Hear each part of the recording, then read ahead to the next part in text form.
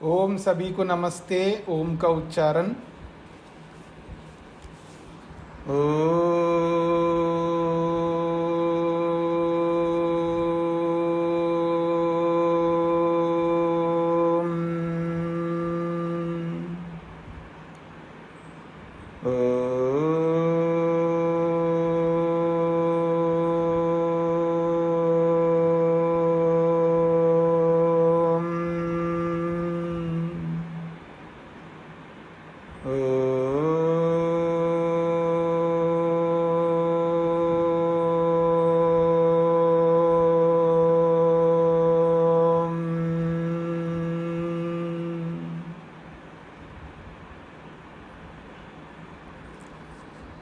न्याय दर्शन के प्रथम अध्याय के प्रथम आह्निक के 37 सूत्र पूरे किए हैं। प्रसंग चल रहा है पंचावयवों का। 16 पदार्थों में एक पदार्थ है अवयव और उसमें 5 अवयव हैं: प्रतिज्ञा, हेतु, उदाहरण, उपनय और निगमन। और प्रतिज्ञा किसे कहते हैं, हेतु किसे कहते हैं, उदाहरण किसे कहते हैं, एक एक की परिभाषा करते हुए आगे बढ़ रहे हैं। पृष्ठ संख्या 41 है। 5 अवयवों में से 3 अवयवों को बता दिया है। अब अगला अवयव है उपनय। उपनय का लक्षण कर रहे हैं। सूत्र है 38वां। उदाहरणापेक्षस्तथेत्युपसंहारो न तथेति वा साध्यस्योपनयः। कहते हैं उदाहरणापेक्षा, उदाहरण अपेक्षा, उदाहरणापेक्षा, तथा इति उपसंहारः न तथा इति वा साध्यस्य उपनयः। उदाहरण तो समझ ही रहे हैं आप लोग। अपेक्षा का मतलब है एक्सपेक्टेशन। उदाहरणापेक्षा, उदाहरण की अपेक्षा रखने वाला। उदाहरण की अपेक्षा रखते हुए या उदाहरण की अपेक्षा रखने वाला। तथा इति उपसंहारा। तथा, तथा का मतलब है वैसा ही है। तथा का अर्थ होता है वैसा। तथा इति वैसा ही है, ऐसा उपसंहारा। उपसंहार जिसमें होता है, जिस अवयव में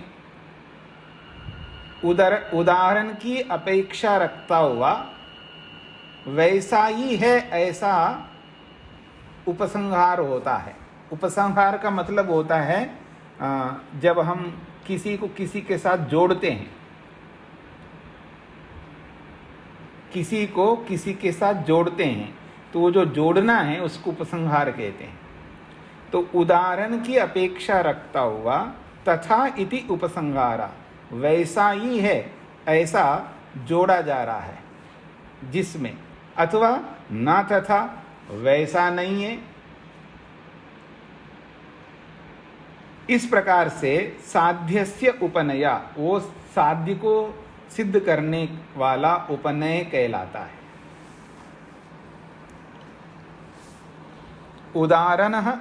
उदाहरण अपेक्षा, उदाहरण की अपेक्षा रखता है। जैसे आपने उदाहरण दिया है, उस उदाहरण की अपेक्षा रखता है। कौन कौन उदाहरण की अपेक्षा रखता है? तो प्रतिज्ञा आपने की है, हेतु दिया है और उदाहरण दिया है। और ये जो अवयव है, इस अवयव का जो भाग है उपनय, ये उदाहरण की अपेक्षा रख रहा है। मतलब जैसे उदाहरण में हमने देखा तथा वैसा ही इसमें देखना है, अपने साध्य में। जैसे उदाहरण में हमने देखा है वैसा ही साध्य में देखना है। जिसको हम सिद्ध करना चाह रहे हैं। तो उदाहरण अपेक्षा, उदाहरण की अपेक्षा रखने वाला, उदाहरण की अपेक्षा रखने वाला ये जो साध्य है वो तथा इति उपसंहार, वैसा ही है। वैसा का मतलब है जैसा उदाहरण में हमने देखा वैसा ही इसमें है, जिसको हम सिद्ध करना चाहते हैं।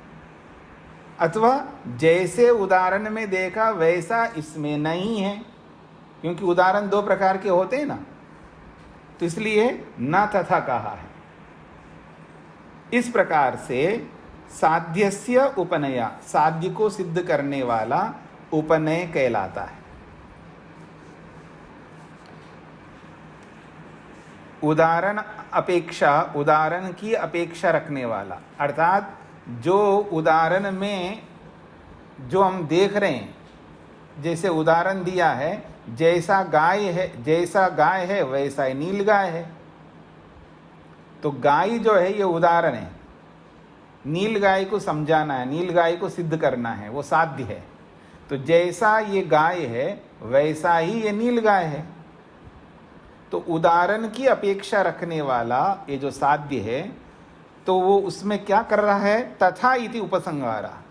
तथा का मतलब वैसा ही है, मतलब जैसा उदाहरण है वैसा ही है जिसको हम सिद्ध कर रहे हैं।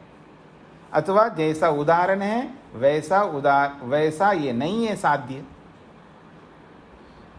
तो इस प्रकार से साध्यस्य उपनय, साध्य को सिद्ध करने वाला वो उपनय कहलाता है।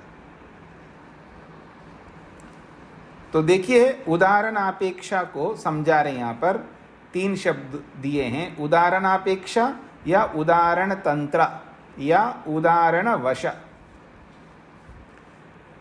ये पर्यायवाची शब्द है। उदाहरणापेक्ष कहो, उदाहरण तंत्र कहो अथवा उदाहरण वश कहो। वश का अर्थ है सामर्थ्य, वश इति सामर्थ्यम। तो क्या अर्थ हुआ है, उदाहरण से शक्ति प्राप्त करता है, उदाहरण के सामर्थ्य को साध्य प्राप्त करता है। तो यहाँ वश का मतलब है सामर्थ्य। उदाहरण में जैसा सामर्थ्य है वो वैसा ही सामर्थ्य जो है साध्य प्राप्त करता है। तो यहाँ पर है उदाहरण से शक्ति को पाना या उदाहरण से बल प्राप्त करता है साध्य। मतलब उदाहरण जब हम देते हैं तो उस उदाहरण में जो दिखाई देता है वैसा ही साध्य में दिखाई देता है। तो उदाहरण से बल को प्राप्त करता है, शक्ति को प्राप्त करता है साध्य। उदाहरण से पुष्ट होता है साध्य, जिसको हम सिद्ध करना चाह रहे हैं वो उदाहरण से पुष्ट होता है या उदाहरण से बल को प्राप्त करता है, या यूं कहिए उदाहरण से सामर्थ्य को प्राप्त करता है, सिद्ध करने योग्य, जिसको हम सिद्ध करना चाह रहे हैं। इसलिए कहा उदाहरण अपेक्षा, उदाहरण की अपेक्षा रखने वाला होता है साध्य। और जैसे उदाहरण में देखा तथा इति उपसंहारा, वैसा ही हम उसमें उपसंहार करते हैं, वैसा ही जोड़ते हैं उसको। अथवा जैसे उदाहरण में नहीं देखते हैं, मतलब जैसे उदाहरण में देखते वैसे साध्य में नहीं देखते। विपरीत उदाहरण होगा तो जैसे उदाहरण में है वैसे साध्य में नहीं है।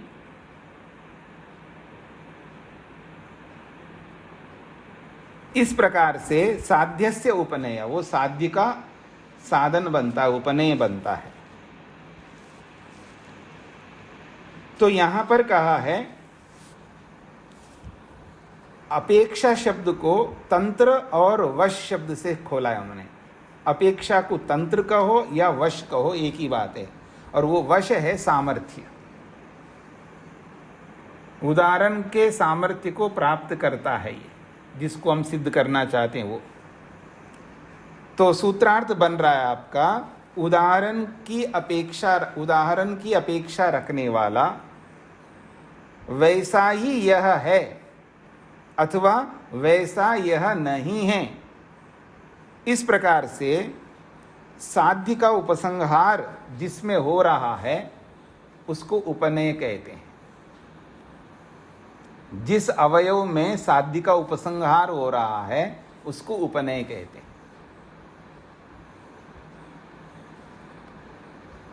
साध्य साधर्म युक्ते उदाहरणे स्थाल्यादि द्रव्यम उत्पत्ति धर्मकम अनित्यम दृष्टम। साध्य साधर्म युक्ते उदाहरणे, उदाहरण जो दिया जाता है साध्य के समान धर्म को ध्यान में रख करके उदाहरण दिया जाता है। साध्य के समान धर्म युक्त जो हेतु दे करके जो उदाहरण दिया जाता है उसके लिए यहाँ पर बोला है साध्य साधर्म युक्ते उदाहरणे। साध्य के समान धर्म से युक्त उदाहरण में, उदाहरण क्या है? स्थाली आदि। स्थाली कहते हैं प्लेट जिसको आप कहते हैं जिसमें आप खाते हैं, या शरीर को आप रख सकते हैं यहाँ पर, जो हमने पीछे शरीर को उदाहरण के रूप में दिया है। तो स्थाल्यादि के स्थान पर शरीर लिख दीजिए, शरीरम। शरीरम द्रव्यम, शरीर रूपी द्रव्य जो है वो कैसा है? उत्पत्ति धर्मकम, ये उत्पन्न धर्म वाला है, इसलिए अनित्यम दृष्टम, अनित्य देखा जाता है। तथा शब्द, जैसे उदाहरण जो शरीर है उसमें उत्पन्न धर्म देखा जा रहा है इसलिए वो शरीर अनित्य है, तथा वैसा ही शब्द है क्योंकि वो भी उत्पन्न धर्म वाला है। ऐसा जब हम प्रस्तुत करते हैं तो जो उदाहरण में जिस धर्म को हम देख रहे हैं वैसा ही धर्म साध्य में देख रहे हैं। तो उदाहरण के धर्म को साध्य में उपसंहार करते हैं हम लोग, उदाहरण के धर्म को साध्य में उपसंहार करते हैं, और जिस साधन से ऐसा करते हैं उस साधन को उपनय कहते हैं। ये उपनय वो साधन है, ये उपनय रूपी साधन जो है उदाहरण के धर्म को साध्य में घटाता है, ऐसा आप समझ लीजिएगा। उपनय एक साधन है जिसके माध्यम से हम अपने पक्ष को सिद्ध करना चाहते हैं। ये जो अवयव है ये सारे अवयव क्या करते हैं? अपनी प्रतिज्ञा को सिद्ध कराने के लिए होते हैं। जो हम प्रतिज्ञा करते हैं उस प्रतिज्ञा को सिद्ध करता है हेतु, उस प्रतिज्ञा को सिद्ध करता है उदाहरण, उस प्रतिज्ञा को सिद्ध करेगा उपनय, उसी प्रतिज्ञा को निगमन पांचवा अवयव भी सिद्ध करेगा। तो ये जो उपनय नामक जो साधन है, अवयव है, ये उपनय नामक अवयव जो है साध्य को सिद्ध करने वाला होता है, अर्थात प्रतिज्ञा को सिद्ध करने वाला होता है। तो जो उदाहरण में जिस धर्म को हम देखते हैं उस धर्म को साध्य में दिखाने वाला होता है। उदाहरण के धर्म को साध्य में दिखाने वाला जो होता है उसको उपनय कहते हैं। इसलिए सूत्र में कहा साध्यस्य उपनया, साध्य को सिद्ध कराने वाला उपनय होता है। अब थोड़ा आपको पकड़ में आगे सूत्रार्थ जो मैं कहना चाह रहा हूं, उदाहरण की अपेक्षा रखने वाला, क्योंकि उदाहरण में जो धर्म है उसी धर्म को अपेक्षा रखता है साध्य, और उस उदाहरण के धर्म को लेकर के तथा इति उपसंहारा, जैसे उदाहरण में धर्म है वैसे ही इस साध्य में है, ऐसा हम जोड़ करके बताते हैं। और ये जिसके माध्यम से बताते हैं वो है माध्यम उपनय। और इसको मैं हिंदी में बोलता हूं, नीलगाय को सिद्ध करना है हमको। नीलगाय क्या होता है?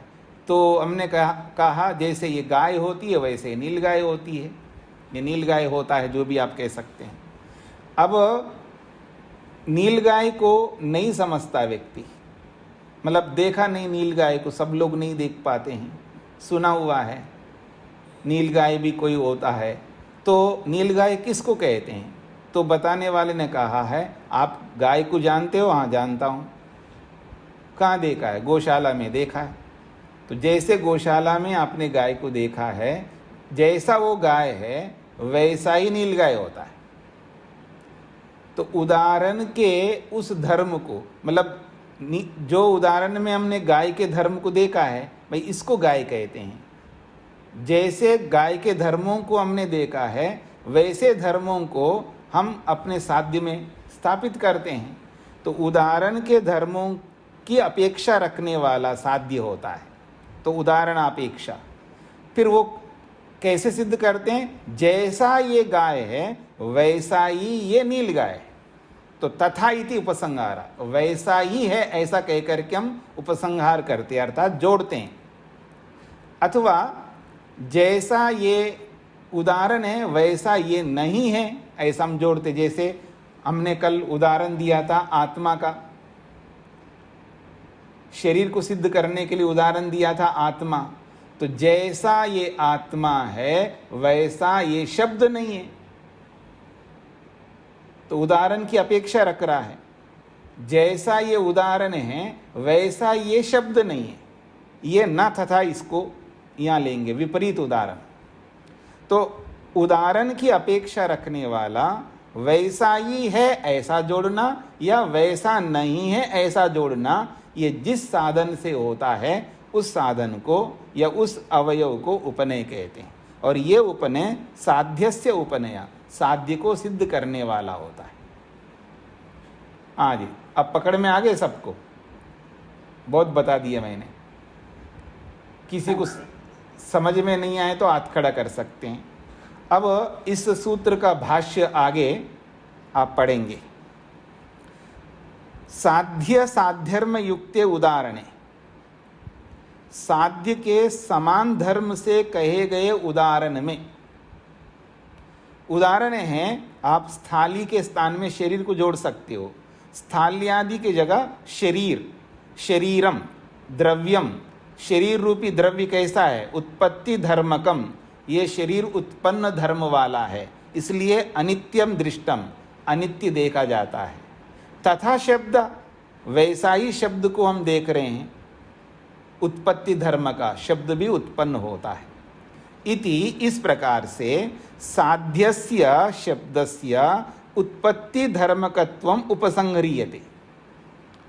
तो तथा इति ऐसा कह करके, जैसा शरीर है वैसा ही ये शब्द है, इस प्रकार साध्यस्य शब्दस्य, सिद्ध करने योग्य शब्द को या सिद्ध करने योग्य शब्द के उत्पत्ति धर्मकत्वम, उत्पन्न धर्म को उपसंह्रियते, उसमें जोड़ा जाता है। यानी उदाहरण के उत्पत्ति धर्म को साध्य में जोड़ करके बताया जाता है। अब इसका उल्टा उदाहरण जो होगा वो आत्मा होगा। साध्य वैधर्म्य युक्ते पुनः उदाहरणे, सिद्ध करने योग्य शब्द के विपरीत धर्म से युक्त उदाहरण में, वो है आत्मा, आत्मादि द्रव्यम, आत्मादि द्रव्यम अनुत्पत्ति धर्मकम। आत्मा जो द्रव्य है ये अनुत्पन्न धर्म वाला है, इसलिए नित्यम दृष्टम, उसको नित्य देखा जाता है। न तथा शब्द, वैसा शब्द नहीं है। तो उदाहरण के धर्म को हम शब्द में नहीं घटा रहे। अनुत्पत्ति धर्मकत्वस्य उपसंहार प्रतिषेधेन उत्पत्ति धर्मकत्वम उपसंह्रियते। इस विपरीत उदाहरण में हम क्या सिद्ध करते हैं? अनुत्पत्ति धर्मकत्वस्य, अनुत्पन्न धर्म को उपसंहार प्रतिषेधेन, उपसंहार का प्रतिषेध करते हुए उत्पत्ति धर्मकत्वम उपसंह्रियते, उत्पन्न धर्म को वहां पर जोड़ लेते। यानी अनुत्पत्ति धर्म वाले आत्मा के द्वारा हम उत्पत्ति धर्म को वहां पर जोड़ते हैं अपने साध्य में। तदिदम उपसंहार द्वैतम उदाहरण द्वैतात् भवति। ये जो उपसंहार है अर्थात ये जो उपनय है ये दो प्रकार का है। क्यों दो प्रकार का उपसंहार होता है, उपनय होता है? क्योंकि उदाहरण द्वैतात् भवति, क्योंकि उदाहरण दो प्रकार का है, इसलिए उपसंहार भी दो प्रकार का होगा। अर्थात उदाहरण दो प्रकार के होने के कारण से उपनय भी दो प्रकार से होता है।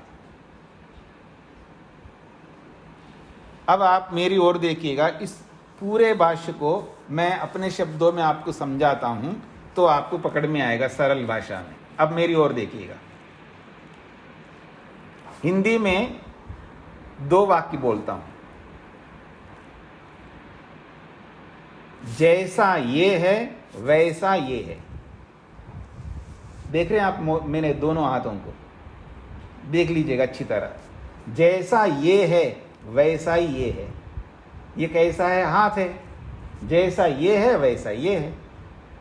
तो जैसा वैसा, ये जो दो प्रकार के शब्द है ना, जैसा वैसा, जैसा हाथ बायां वैसा दायां हाथ, भाई इसको भी हाथ कहते हैं, इसको भी हाथ कहते हैं। तो जैसा वैसा ये जो शब्द हैं इसको उपनय कहते हैं। इसको क्या कहते हैं? उपनय। उपनय का मतलब है जैसा ये है उसी को बताने वाला उपनय होता है। यानी उदाहरण को देख करके साध्य को बताता है। जैसा उदाहरण में है वैसा ही साध्य में है, इस बात को बताने वाला जो वाक्य है उसका नाम है उपनय। जैसा शरीर वैसा शब्द, मेरी बात पकड़ रहे हैं? जैसा शरीर वैसा शब्द। अब जैसा शरीर में जो आपने देखा, क्या देखा? जैसा शरीर में, जैसा शरीर में आपने अनित्यत्व धर्म को देखा। जैसे शरीर में अनित्यत्व धर्म को देखा वैसा ही शब्द में आप दिखा रहे हो। जैसा ये शब्द है वैसा, जैसा ये शरीर है वैसा ये आत्मा है। नहीं, उल्टा बोल दिया। जैसा ये शरीर है वैसा ये शब्द है। तो ये जो हम दिखा रहे हैं जिस वाक्य के द्वारा, इसको उपनय कहते हैं। अब पकड़ में आ गए जी? ऋचा जी को क्या पूछना है?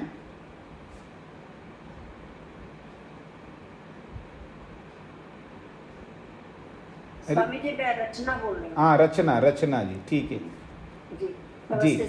हाँ जी। मैं ये जानना चाह रही थी कि उपनय शब्द और उपसंहार शब्द एक ही मतलब है क्या? हाँ जी, हाँ जी, बिल्कुल एक ही मतलब है जी। मैं इसी में कंफ्यूज हो रही थी कि उपनय अलग है उपसंहार अलग है, तो ये दोनों का मतलब एक ही है। हाँ जी। जी धन्यवाद। बस आप लोगों को इतना ही समझना है, उपनय का मतलब ये होता है उदाहरण में जिस धर्म को हम देखते हैं उस धर्म को साध्य में दिखाने वाला जो वचन है उसका नाम है उपनय। सीधा सरल अर्थ में यही है। उदाहरण में जिस धर्म को हम देखते हैं उसी धर्म को साध्य में दिखाने वाला जो वचन होता है उसको उपनय कहते हैं। अब तो आप सबको समझ में आ जाना चाहिए, और शब्दार्थ मैंने आपके सामने रख दिया है। अब आगे बढ़ते हैं। उपसंग्रियते अनेन इति च उपसंहारा वेदितव्यम। उपसंहार किसको कहते हैं?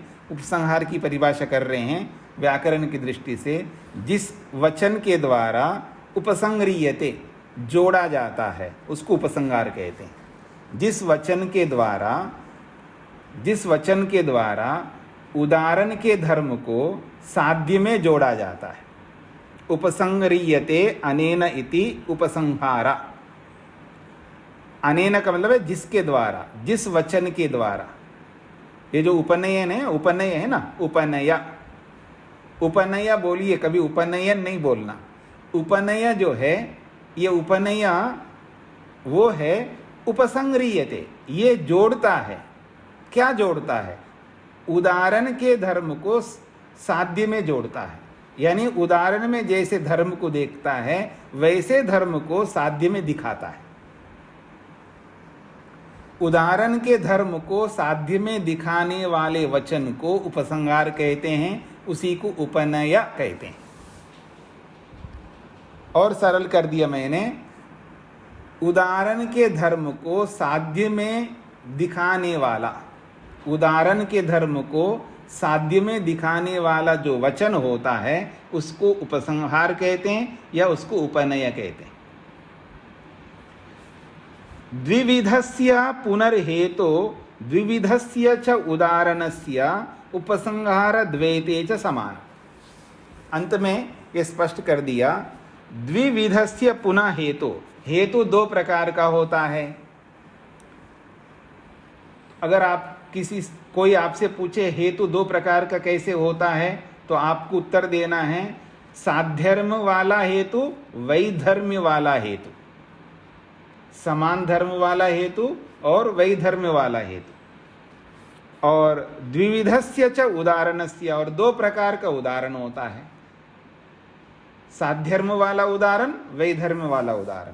जब दो प्रकार का हेतु है, दो प्रकार का उदाहरण है, तो उपसंहार अद्वैते, उपसंहार भी दो प्रकार का होता है। ये समानम, ये समान है, अर्थात ये उन दोनों के समान ही है, अर्थात हेतु के समान, उदाहरण के समान उपसंहार है, ये इसका अभिप्राय है। द्विविधस्य पुनः हेतु, दो प्रकार का हेतु होने से, द्विविधस्य च उदाहरणस्य, दो प्रकार के उदाहरण हैं, दो प्रकार के हेतु होने के कारण उदाहरण दो प्रकार के हैं, और जब हेतु और उदाहरण दो प्रकार के होने के कारण उपसंहार भी दो प्रकार का होता है। ये इस पंक्ति का मतलब है। स्पष्ट हो गई जी आपको? उपसंहार यानी उपनय। उपनय किसको कहते हैं? उपनय एक वचन है, वो एक वचन का मतलब एक अवयव है। वचन कहो अवयव कहो एक ही बात है। उपनय वो अवयव है, वो वचन है जिसके द्वारा उदाहरण के धर्म को साध्य में दिखाया जाता है।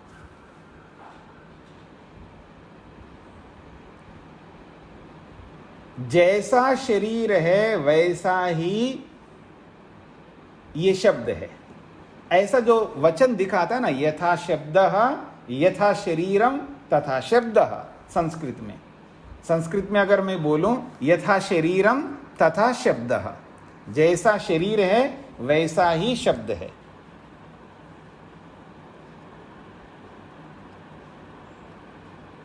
ठीक है जी? नहीं तो मैं वो उदाहरण दूंगा तो सबको समझ में आ जाएगा। दे दूं? दो बौवे हैं, किसी सास के पास में दो बेटे हैं, दो बौवे आ गई, ठीक है ना? तो किसी को समझा रहे हैं, जैसे ये बहू है ना वैसे ही ये है,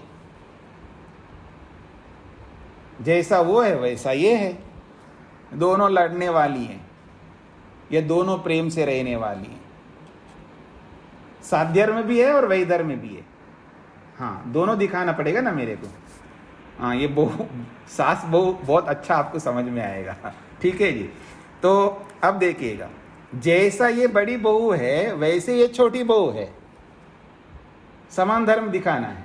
जैसे ये बड़ी बहू प्रेम करती है वैसे ये छोटी बहू प्रेम करती है, जैसा वो है वैसा ये है।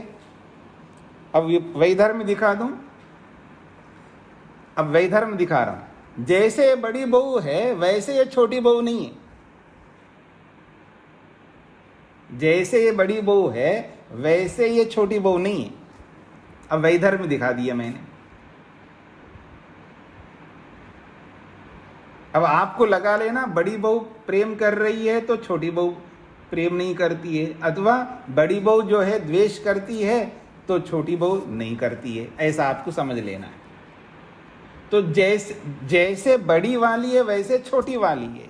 तो ये जो उदाहरण को हम साध्य में दिखा रहे हैं, छोटी वाली बहू को हम नहीं समझते हैं जी, क्योंकि अभी अभी आई है।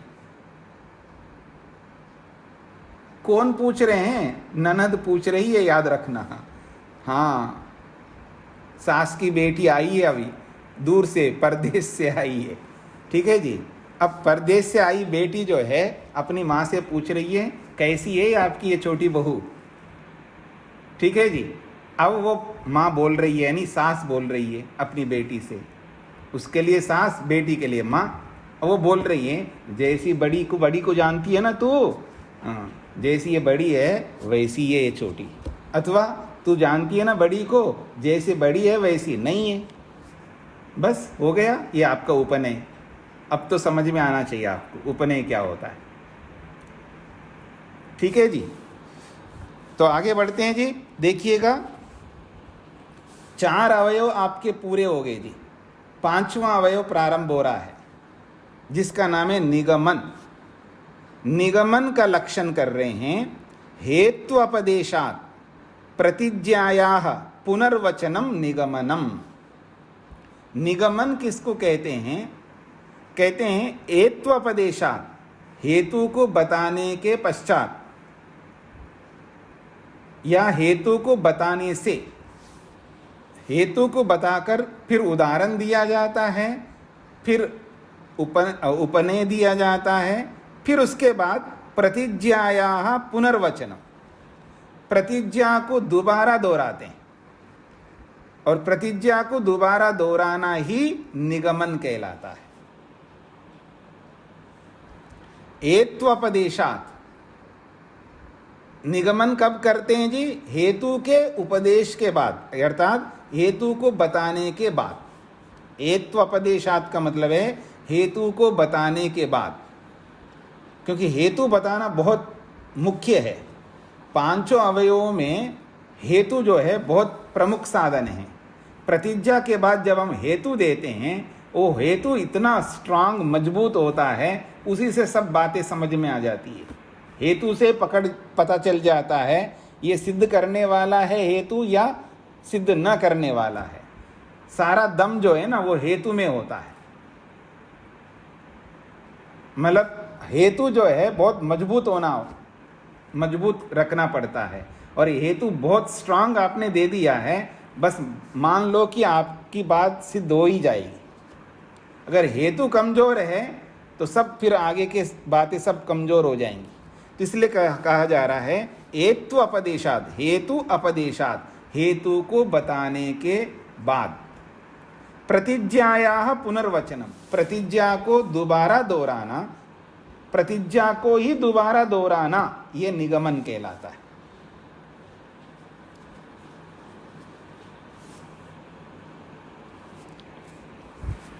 जो हम प्रतिज्ञा करते हैं ना, जैसे मैं आपको बता दूं, शब्द अनित्य है, ये प्रतिज्ञा है।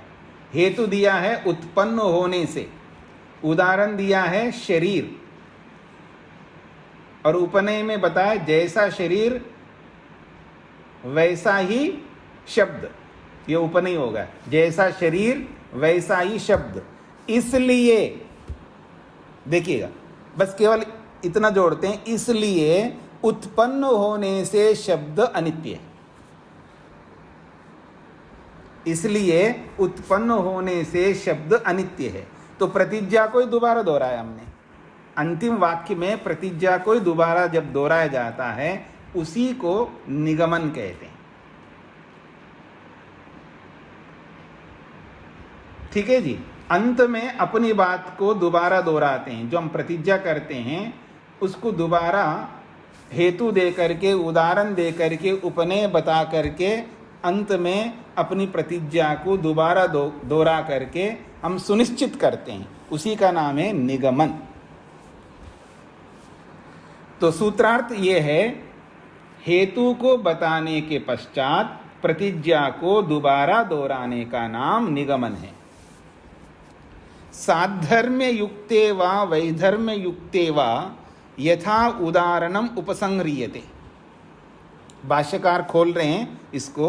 साधर्म्य युक्ते वा वैधर्म्य युक्ते, साधर्म से युक्त होकर के या वैधर्म से युक्त होकर के जैसा उदाहरण देकर के उपनय के द्वारा उपसंहार किया जाता है। कैसे उपसंहार करते हैं हम लोग? तस्माद उत्पत्ति धर्मकत्वाद अनित्य शब्द इति निगमनम। तस्माद का मतलब है इसीलिए उत्पन्न धर्म वाला होने से शब्द अनित्य है। ये जो वचन दिया है ना यहाँ पर, तस्माद उत्पत्ति धर्मकत्वाद अनित्य शब्द, ये जो वचन है ये निगमन कहलाता है। तस्मात अर्थात इसलिए उत्पन्न धर्म वाला होने से शब्द अनित्य है। ये जो मैंने हिंदी में बोला है ना, इसलिए, तस्मात का मतलब है इसलिए, इसलिए उत्पन्न धर्म वाला होने से शब्द अनित्य है। ऐसा जब हम वचन बोलते हैं, इसी वचन को निगमन कहते हैं। पहले एक बार पंक्तियों को पढ़ लीजिएगा, फिर उदाहरण आपके सामने आएगा। निगमन को निगमन क्यों कहते हैं, इसको समझा रहे हैं जी। व्याकरण की दृष्टि से निगमन शब्द की व्युत्पत्ति कर रहे हैं, उसकी परिभाषा कर रहे हैं। निगम्यन्ते अनेन इति निगमन। निगम्यन्ते का मतलब है सामर्थ्यन्ते, या संबध्यन्ते, भाष्यकार स्वयं खोला है नीचे। निगम्यन्ते अनेन, अनेन का मतलब है जिस वचन के द्वारा, जिस अवयव के द्वारा हम क्या करते हैं, प्रतिज्ञा हेतु उदाहरण उपनया एकत्र इति। प्रतिज्ञा हेतु उदाहरण और उपनय को एक साथ जोड़ करके, एकत्रित करके प्रतिज्ञा को दोहराते हैं, उसको निगमन कहते हैं। तो प्रतिज्ञा हेतु उदाहरण उपनया एकत्र, प्रतिज्ञा हेतु उदाहरण और उपनय, इन सब को इकट्ठा करके बोल देते हम लोग अंतिम वाक्य में, इसी का नाम है निगमन। तो निगम्यन्ते को खोला है समर्थ्यन्ते अर्थात संबध्यन्ते। संबध्यन्ते मतलब संबंधित होते हैं, अर्थात निगमन में प्रतिज्ञा से लेकर के उपनय तक संबंध एक साथ जुड़ करके कथन करते हैं। प्रतिज्ञा से लेकर के उपनय पर्यंत जो वचन हैं वो एक साथ जुड़ करके कथन करना, इसी का नाम निगमन है। तो ये चारों अवयव जुड़ करके एक साथ बुलवाते हैं अपनी प्रतिज्ञा को, अपने पक्ष को, इसी का नाम है निगमन। अब उदाहरण दिया जा रहा है। इस उदाहरण से आपको स्पष्ट हो जाएगा कि प्रतिज्ञा क्या है, हेतु क्या है, उदाहरण क्या है, उपनय क्या है और निगमन क्या है, ये आपको स्पष्ट हो जाएगा। तत्र साधर्म्य युक्ते तावद हेतु वाक्यम, पहले साध्यर्म से युक्त हेतु को प्रस्तुत किया जाएगा और अपना पंचावय रूपी वाक्य प्रस्तुत किया जाएगा। ये जो दो प्रकार के उदाहरण हैं, ये दो प्रकार के जो हेतु है, दो प्रकार के जो उपनय हैं, उन सबको जोड़ करके अब समझाया जा रहा है, पक्ष को स्थापित किया जा रहा है। साध्यर्म युक्ते तावद हेतु वाक्यम, साध्यर्म से कहे गए हेतु के विषय में जो पंचावय रूपी वाक्य बनता है वो कैसे बनता है। पंक्ति का अर्थ है साध्यर्म से कहे गए हेतु के विषय में जो पंचावय रूपी वाक्य है वो किस तरह बनता है। देखिए, अनित्यः शब्दः, ये क्या है, इति प्रतिज्ञा, ये प्रतिज्ञा है, प्रतिज्ञा व्यक्ति कर रहा है। अनित्यः शब्द, ये प्रतिज्ञा है। अब इस प्रतिज्ञा को करने के बाद में बोलना ही सही नहीं, मतलब कई बार हम लोक में मैं ऐसा मानता हूँ, मैं ऐसा मानता हूँ, मेरा तो ऐसा मानना है, इतना ही बोल करके हम रुक सकते हैं, तो फिर हमारी बात नहीं बन पाएगी। हमें कारण बताना पड़ता है, मैं क्यों ऐसा मानता हूँ। तो इसलिए यहाँ हेतु बताया जा रहा है, उत्पत्ति धर्मकत्वात्, अनित्य शब्द, शब्द अनित्य है, ये प्रतिज्ञा है, ये आपका मत है, ये आपका सिद्धांत है, या आपका ऐसा मानना है। तो क्यों ऐसा मान रहे हो, हेतु बताइए, कारण बताइए। तो उत्पत्ति धर्मकत्वात्, उत्पन्न धर्म वाला होने से शब्द अनित्य है। फिर व्याप्ति दिखा रहे, इसमें बीच में हमको व्याप्ति दिखाना। व्याप्ति का मतलब है ऐसा वचन बताना है जिसको आप सिद्ध करना चाहते हैं वो सब जगह लागू हो सके। जो आप सिद्ध करना चाहते हैं उस बात को सभी जगह आप लागू कर सकें, नहीं तो आपकी बात नहीं मानी जाएगी। उसको व्याप्ति कहते हैं। व्याप्ति दे रहे हैं, उत्पत्ति धर्मकम स्थाल्यादि द्रव्यम अनित्यम। उत्पन्न धर्म वाला ये जो स्थाली है, इसको शरीर बना लीजिए आप। उत्पन्न धर्म वाला जो शरीर है, शरीर रूपी जो द्रव्य है वो अनित्यम, वो अनित्य देखा जाता है। तो आप लोक में आपको व्याप्ति दिखाना होता है। व्याप्ति का मतलब है जो जो उत्पन्न होता है वह अनित्य होता है, ये है व्याप्ति। व्याप्ति का मतलब है सब जगह लागू होने वाला नियम। ये पंचावयों के बीच में जब हम उदाहरण देने लगते हैं, उस उदाहरण से पहले ये वचन देना पड़ता है, और वही वचन जो है आपके पक्ष को मजबूत करता है, और वो हेतु और उदाहरण को जोड़ने वाला होता है वो वचन। क्या बोला मैंने?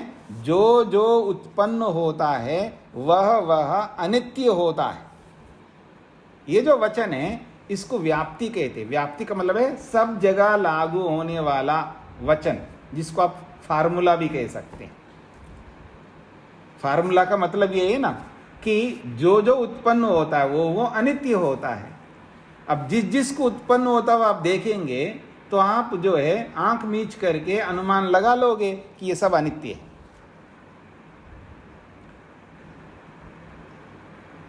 अब मान लीजिए इतने लोग हैं हमारे सामने, उनको उत्पन्न होते हुए हमने नहीं देखा। इतनी वस्तुएं हैं जिनको हमने उत्पन्न होता हुआ नहीं देखा, ठीक है। अब उसमें से किसी को हमें सिद्ध करना है, तो उत्पन्न हुआ है ये निश्चित है, हमने नहीं देखा, लेकिन सब लोग कहते हैं ये उत्पन्न हुआ है। मेरी माँ उत्पन्न हुई है, मेरे पिता जो है उत्पन्न हुआ है, ठीक है ना, हमने नहीं देखा है ना उनको। तो अब वो उसमें हम अनुमान कर लेंगे, अगर ये मेरी माँ उत्पन्न हुई है तो वो अनित्य है, मेरे पिता जो है उत्पन्न हुए हैं तो अनित्य हैं, मेरी बहन उत्पन्न हुई है तो अनित्य हैं, मेरा मकान जो है उत्पन्न हुआ है तो अनित्य है, मैंने नहीं देखा। हम रह रहे हैं पहले से उस मकान में, मतलब माँ बाप रह रहे थे उनके साथ, हम आगे हम भी रह रहे हैं, तो मकान उत्पन्न हुआ है तो अनित्य। अर्थात अनित्य का मतलब है बाद में नहीं रहेगा, कालांतर में ये रहने वाला नहीं है, इसका मतलब है अनित्य। क्यों रो रहे हो, क्यों परेशान हो रहे हो? हमारी सारी परेशानी का जो जड़ है वो ना समझना है, ना समझ है, हम परेशान होते रहते हैं। पहले उसको आप समझ लो, ये उत्पन्न हुआ है तो समझ लेना ये नहीं रहने वाला है। जब आप पति को, पत्नी को, सास को, बहू को, बेटे को, बेटी को, पोता पोती, जिसको भी आप देखो तो ये उत्पन्न हुए हैं तो समझ लेना अनित्य है, अर्थात ये बाद में नहीं रहने वाले हैं, कालांतर में कभी ना कभी ये नहीं रहेंगे। ये समझ पैदा करना पड़ता है। जब ये समझ पैदा हो जाएगा तो हमें कोई समस्या नहीं आएगी। कालांतर में जब वही लोग हमारे सामने नहीं रहेंगे, कोई रोना धोना नहीं होगा। पता था हमको पहले से ये उत्पन्न हुए थे, ये नहीं रहने वाले थे, इसलिए चले गए, बात समाप्त। फिर क्या रोना धोना है? नहीं जी, उनके साथ तो जिए है ना, रहे ना, और ये अब ये सब व्यर्थ की बातें हो जाएंगी। फिर ठीक है, रहें, जब तक रहेंगे ना, उसमें क्या दिक्कत है। तो यहाँ पर बोला है कि उत्पत्ति धर्मकम शरीरम द्रव्यम अनित्यम, ये उदाहरण बन जाएगा। तथा च उत्पत्ति धर्म का शब्द, और जैसे ये शरीर है वैसा ही उत्पन्न धर्म वाला ये शब्द है। इति उपनय, ये उपनय हो गया। तस्मात् उत्पत्ति धर्मकत्वात् अनित्यः शब्द इति निगमन। तस्मात्, इसीलिए, उत्पन्न धर्म वाला होने से अनित्यः शब्द, शब्द भी अनित्य है, ऐसा जब हम वचन बोलते हैं, तस्मात् उत्पत्ति धर्मकत्वात् अनित्य शब्द, ये पूरा जो वचन है तस्मात् से लेकर के शब्द तक, तस्मा, इसलिए उत्पन्न धर्म वाला होने से शब्द अनित्य है, ऐसा जो वचन है ये वचन निगमन कहलाता है। हाँ जी, सभी को पकड़ में आ रहा है जी? किसी को नहीं आए तो पूछ सकते हो आप, अर्थात हाथ खड़ा कर सकते हो। ये हो गए जी साध्यर्म से हेतु दिए जाने पर जो पंचावयव वाक्य बनता है, वो है ये अभी जो दिखाया है। अब कहते हैं वैधर्म युक्ते अपि, साध्य के वैधर्म से हेतु दिए जाने पर जो वाक्य बनेगा, साध्य के वैधर्म से हेतु दिया जाने पर जो वाक्य बनेगा वो कैसे बनेगा? अनित्य शब्द, ये है प्रतिज्ञा। अनित्य शब्द, ये है प्रतिज्ञा। हेतु है उत्पत्ति धर्मकत्वात्। अब कहते हैं उदाहरण में भी हमें व्याप्ति दिखाना होता है।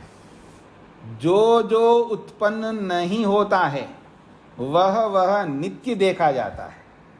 जो जो उत्पन्न नहीं होता है वह नित्य देखा जाता है। तो कहते हैं यहाँ पर अनुत्पत्ति धर्मकम आत्मा आदि द्रव्यम नित्यम दृष्टम। जो अनुत्पन्न धर्म वाला जो आत्मा आदि द्रव्य है वो नित्य देखा जाता है। न च तथा अनुत्पत्ति धर्म का शब्द, वैसा ये अनुत्पन्न धर्म वाला शब्द नहीं है। ये आपका उपनय हो गया। अनुत्पत्ति धर्मकत्वात् अनुत्पत्ति धर्मकम आत्मादि द्रव्यम नित्यम दृष्टम, ये तो उदाहरण हो गया। न च तथा अनुत्पत्ति धर्म का शब्द, वैसा अनुत्पन्न धर्म वाला शब्द नहीं है। ये हो गया आपका उपनय। तस्मात् उत्पत्ति धर्मकत्वात्, इसीलिए हम कहते हैं उत्पन्न धर्म वाला होने से शब्द अनित्य है। ये वैधर्म से हेतु को दिए जाने पर ये पंचावय वाक्य बन रहा है। हाँ जी, अब आप में से कोई भी पूछ सकते हैं। अब आप पंचावय बना सकते हैं। अब मैं आपके सामने उदाहरण दूंगा, उसका पंचावय आपको बनाना है। सबसे पहले तेज नारायण जी बनाएंगे कि कपड़ा, एक उदाहरण दिया, वस्त्र को पंचावय के माध्यम से सिद्ध करना है। ये वस्त्र क्या है, क्या सिद्ध करना है, नित्य है या अनित्य है, ये सिद्ध करना है।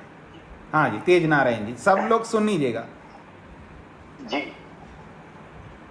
वस्त्र अनित्य है, ये हमारी प्रतिज्ञा हो। वस्त्र अनित्य है, ये प्रतिज्ञा, ठीक है जी। ये जो उत्पन्न होने से ये हेतु हो गया। हाँ जी, उत्पन्न होने से हेतु है, ठीक है। हाँ, वस्त्र बनता है, धागे से बनता है, ये उत्पन्न होना है, ये हेतु हो गया जी।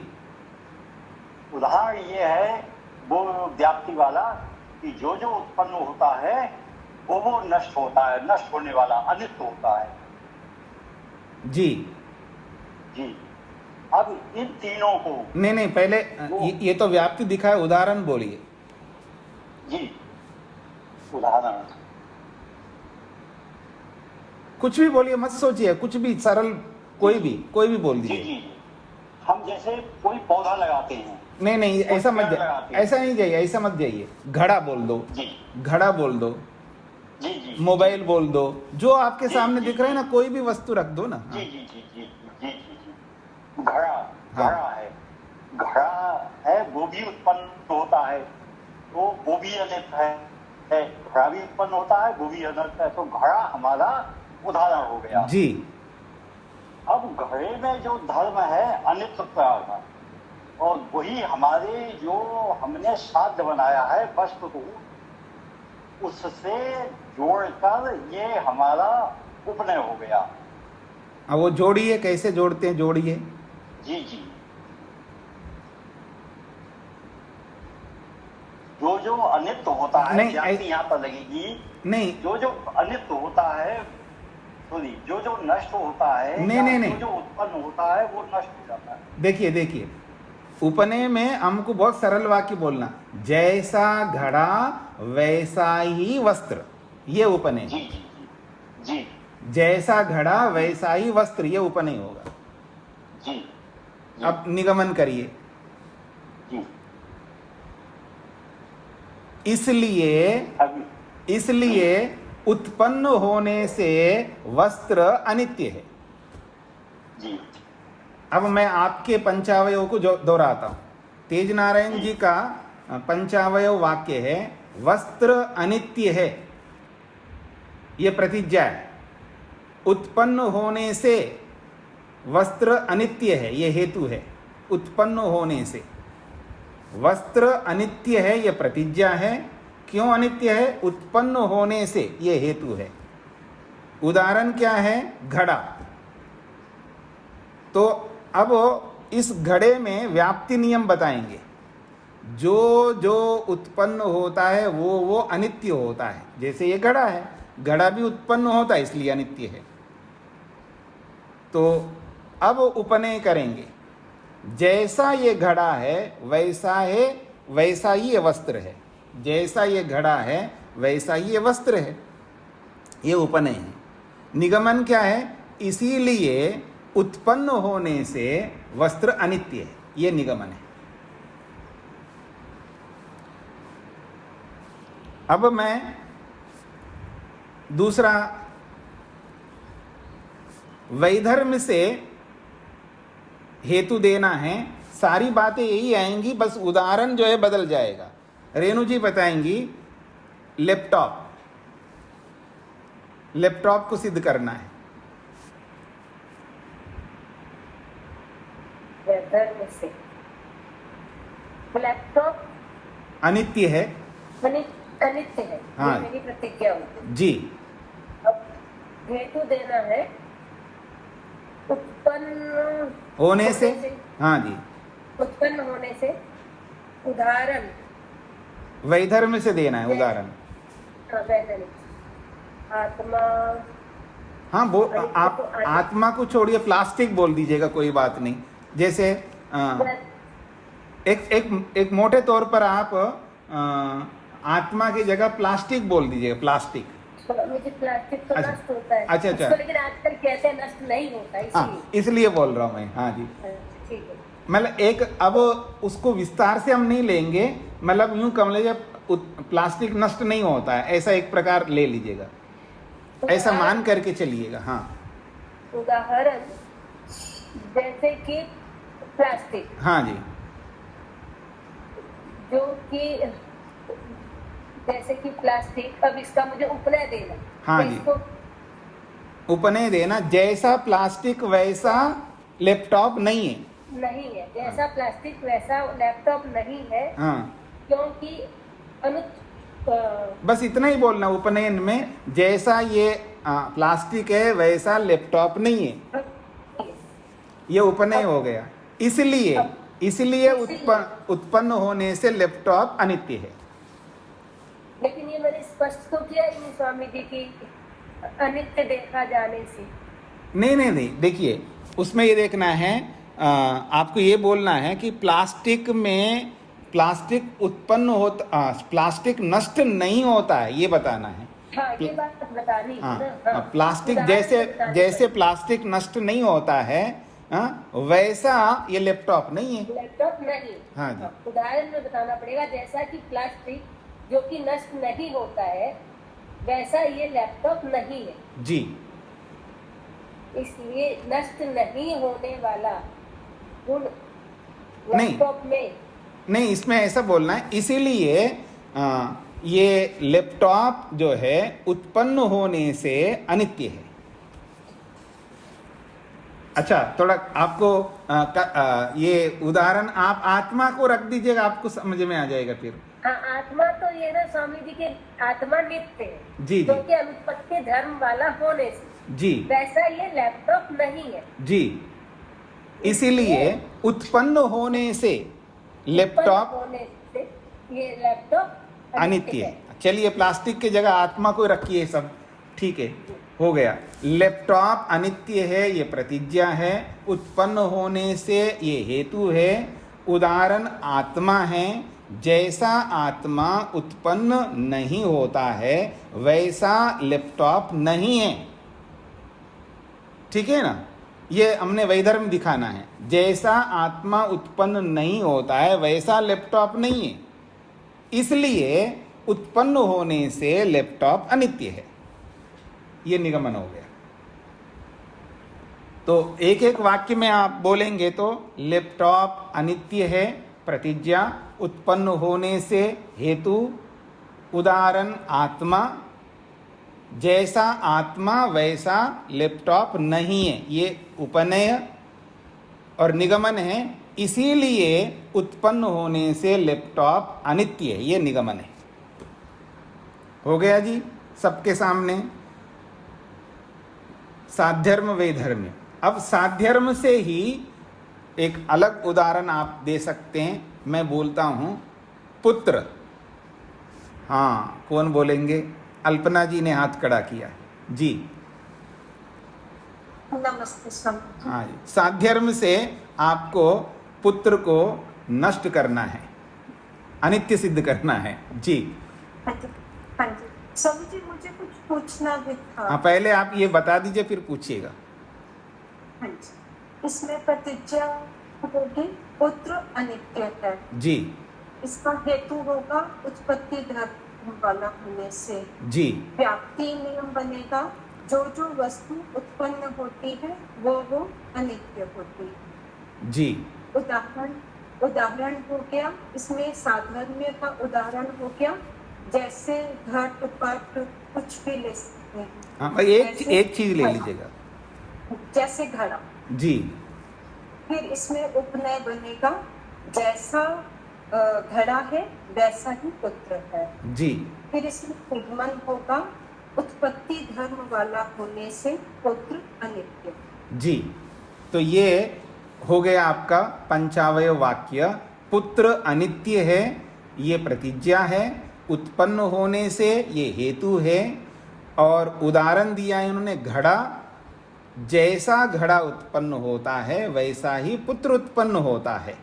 और जो जो उत्पन्न होता है वो अनित्य होता है, जैसे घड़ा। ठीक है जी।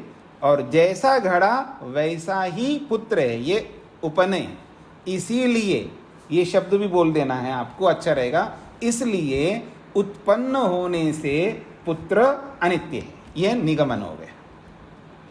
हाँ, आपको क्या प्रश्न पूछना है जी? स्वामी जी, इसमें जो हम हेतु की बात कर रहे हैं, चाहे वो साधर्म्य से हो चाहे वैधर्म्य से हो जी, वो दिया तो उदाहरण के साधर्म्य वैधर्म्य से जी जी है। जी जी। हेतु तो बदल नहीं रहा है। हाँ जी। जगह उत्पत्ति धर्म वाला होना, क्या जो हेतु वही रहे। हाँ, हेतु वही रहेगा, लेकिन उसको साध्यर्म वाला हेतु कहेंगे या वैधर्मी वाला हेतु कहेंगे, क्योंकि हेतु को हम उदाहरण में स्थापित करते हम, यानी जो हेतु हम देते हैं वो उदाहरण में देखते हम लोग, इसलिए उदाहरण को ध्यान में रख करके हेतु होगा। इसलिए उसको साध्यर्मी हेतु या वैधर्मी हेतु कहते हैं। हाँ जी, अल्पना जी। हाँ जी, सुनो। मतलब हेतु जो होगा, हेतु तो वही रहेगा उत्पन्न होने से, लेकिन उस हेतु में दो धर्म हमें दिखाने होते हैं, एक साध्यर्म वाला धर्म और एक वैधर्म वाला धर्म, और वो मिलेंगे हमको उदाहरण से।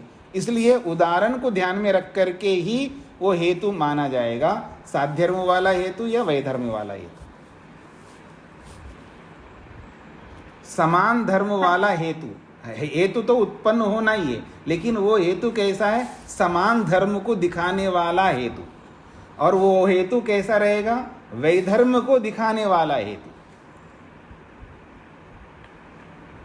उदाहरण में समान धर्म को दिखाने वाला हेतु है, उदाहरण में विपरीत धर्म को दिखाने वाला हेतु है। हेतु तो सेम रहेगा, लेकिन वो हेतु जो है समान धर्म को दिखाने वाला होगा या विपरीत धर्म को दिखाने वाला होगा। इसलिए उसको साध्यर्मीय हेतु वैधर्मीय हेतु कहते हैं जी। ठीक है, और किसी का कोई प्रश्न है तो इसको यहीं पर विराम देते हैं। हमने अब आप लोगों को उदाहरण मतलब पंचावयव बना करके आना है जी। सब लोग अपना अपना पंचावयव बना करके आना, लिख करके बाकायदा आप ला सकते हो, फिर उसको पढ़ करके आप, मैं जिनसे पूछूंगा वो बता सकते हैं। उसमें ये जो पैटर्न रहेगा एक ही रहेगा, बस आपको उदाहरण को बदलना है। उदाहरण को ही तो केवल बदलना है ना आपको, बाकी मतलब प्रतिज्ञा जो होगी, प्रतिज्ञा में जिस वस्तु को रखोगे उस वस्तु को सिद्ध करने के लिए आपको उदाहरण को बदलना, अर्थात प्रतिज्ञा में अलग शब्द होगा, उदाहरण में अलग शब्द होगा। मान लो आप किसी ने घड़े को अनित्य सिद्ध करना है तो उदाहरण वस्त्र लेगा, या किसी ने वस्त्र को सिद्ध करना है तो वो मकान को लेगा उदाहरण के रूप में। ऐसा यानी अनित्यत्व को सिद्ध करना है, अथवा कोई आप नित्य को भी सिद्ध करना चाहते हैं तो प्रतिज्ञा वो बनेगा कि आत्मा नित्य है, उत्पन्न ना होने से, ऐसा भी आप लोग ला सकते हैं। मतलब नित्य द्रव्य को स्थापित करने के लिए भी आप पंचावय बना सकते हैं और अनित्य द्रव्य को सिद्ध करने के लिए भी पंचावय बना सकते हैं। फिर हम नित्य द्रव्य के बारे में भी आगे विचार करेंगे। तो आप सोच के आएंगे पंचावयव, और इन पांचों लक्षणों को भी देख के आएंगे। प्रतिज्ञा किसे कहते हैं, हेतु किसे कहते हैं, उदाहरण किसे कहते हैं, उपनय किसे कहते हैं और निगमन किसे कहते हैं। तो इनको दिमाग में बिठाना है और फिर वाक्य आप बनाएंगे तो गलती नहीं होगी। परिभाषाओं को ध्यान में रख करके पंचावयव आप बनाएंगे तो आपसे गलती नहीं होगी। और हर व्यक्ति को बनाना चाहिए अपना अपना उदाहरण दे करके। ठीक है। ओम शांति शांति शांति।